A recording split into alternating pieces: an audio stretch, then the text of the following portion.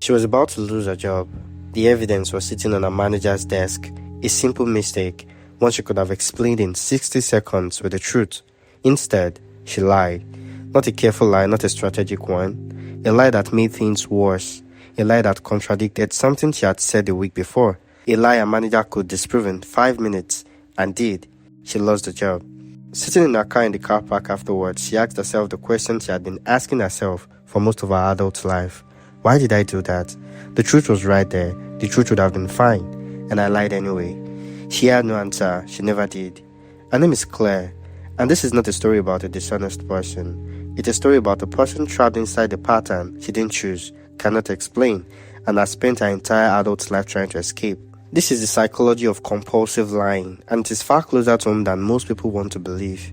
Claire learned to lie young, not because she was a dishonest child, but because honesty in the home she grew up in was dangerous. Her father was unpredictable, not violent, but volatile. The kind of parent whose reaction to the same situation could be completely different depending on the day, the mood, some invisible variable the child could never map or predict. Claire learned, by around age 7, that the safest thing to say was whatever would not set him off, whatever would keep the room calm, whatever version of events produced the least friction. She became very good at reading rooms, at sensing what was needed and delivering it, at constructing a version of herself and of reality that fits the moment. This was not manipulation, this was survival. The problem is that survival strategies don't expire when the danger does.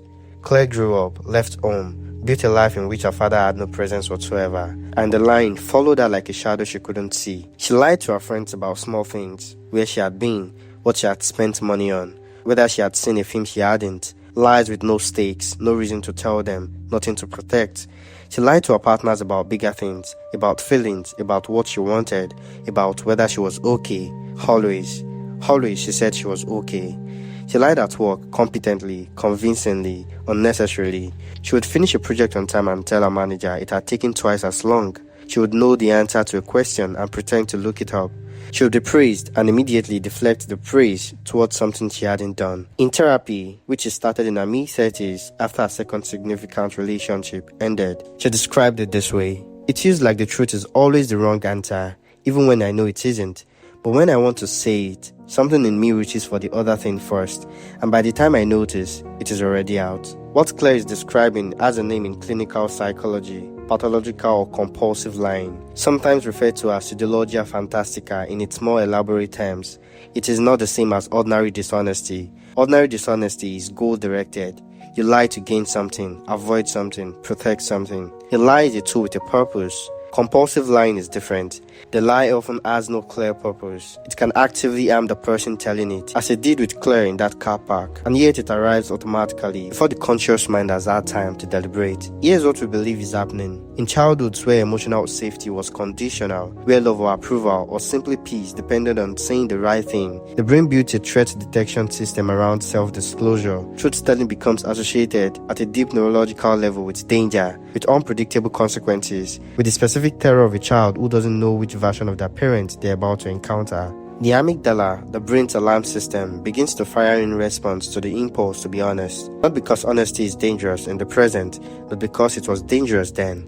And the brain, which learns in patterns and generalizes those patterns forward in time, cannot distinguish between then and now. So the lie comes out automatically as a reflex, the same way you pull your hand back from it before you've consciously decided to. There is also a second layer. Many compulsive liars like Claire grew up in environments where their authentic self was not safe to show, where their real feelings, real needs, real reactions were met with indifference or hostility or punishment.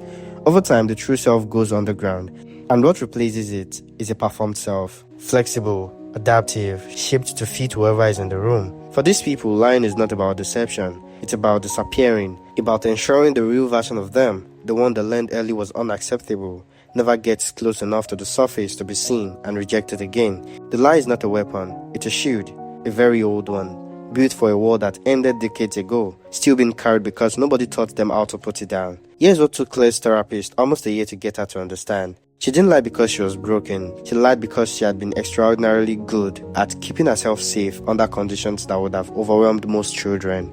The lying wasn't the problem, the lying was the solution. It was just a solution that had outlived the problem it was built for, and was now quietly dismantling everything she tried to build. The work was not to force herself to tell the truth through willpower.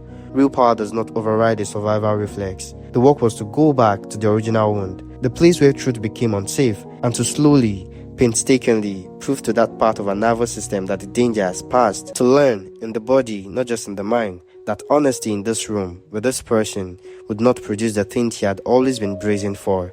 It took years. Some days it still doesn't work. She still catches herself halfway through a lie to someone she trusts completely, someone who has never given her a single reason to be afraid, and has to stop, breathe, choose differently. She says it feels like learning to walk again, except what she's learning to walk towards, it's herself. There is someone in your life who lies in ways that confuse you. Maybe it's someone close, maybe it's you. Lies that seem pointless, lies that hurt the person telling them more than anyone else, lies that appear even when the truth is sitting right there, easy and available and harmless. We are very quick to make a moral judgment, to decide that a person who lies compulsively is a person who cannot be trusted, cannot be known, cannot be loved safely. But psychology asks a different question, not why won't they tell the truth, but when the truth first becomes something they had to survive. Because somewhere behind almost every compulsive lie is a child who told the truth once and learned, in a moment that they never forgot, that honesty was the most dangerous thing in the room.